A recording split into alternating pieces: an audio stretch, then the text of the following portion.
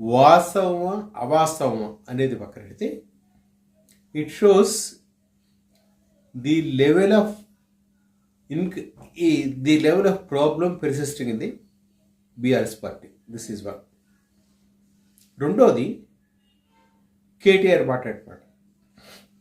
కేటీఆర్ నిన్న మీడియాతో మాట్లాడుతూ ఆయన చేసిన కామెంట్ ఏమిటంటే, కాళేశ్వరం కింద అంటే మేడిగడ్డ వీటి కింద కాంగ్రెస్ వాళ్ళే బాబులు పెట్టారేమో అనే అనుమానం వస్తుంది అని వ్యాఖ్యానించారు. వాస్తవానికి అంత చదువుకుని విదేశాల్లోనూ ఉన్నత స్థాయిలోనూ ఉద్యోగం చేసిన ఒక మనిషి బహుశా అలా మాట్లాడి ఉండకూడదు. ఆయన స్థాయికి అది సరైనది కాదు. ఎందుకంటే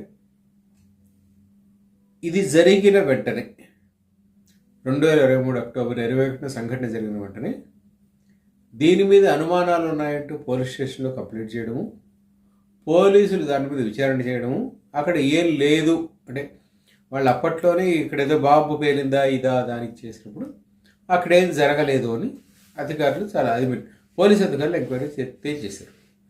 తేల్చేసింది రాదు. ఇప్పుడు నేను మాట్లాడే తీరు ఎలా ఉందంటే, అంటే కవిత రాసిన లెటర్ కానీ ఇతను మాట్లాడిన తీరు కానీ ఫ్రస్ట్రేషన్ కనపడుతుంది. ఎంత ఫ్రస్ట్రేషన్ అంటే they are unable to control themselves. ఆ ఫ్రస్ట్రేషన్లో కేటీఆర్ బయటకు మాట్లాడాడు, కవిత ఉత్తరం ద్వారా బరస్ట్ అయింది. రెండు,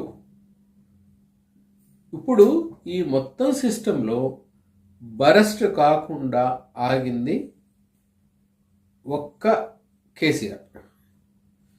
ఇదే పార్టీలో మొదటి నుంచి ఉంటూ 2 సార్లు మంత్రిగా పనిచేసి కేసీఆర్కి చాలా సన్నిహితుడిగా ఉన్న, ఆ పార్టీలో సభ్యుడిగా ఉన్న, ఆ కుటుంబంలో సభ్యుడిగా ఉన్న హరీష్ రావు ఈ మధ్య ఒక వివరణ ఇచ్చుకున్నాడు.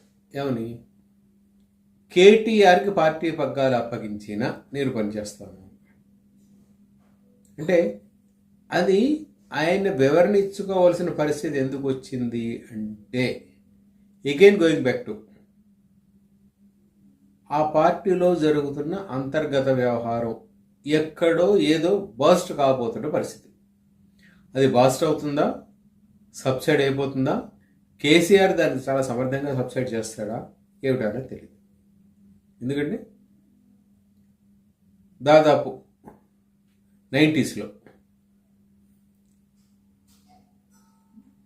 తెలుగుదేశం పార్టీలో కుటుంబ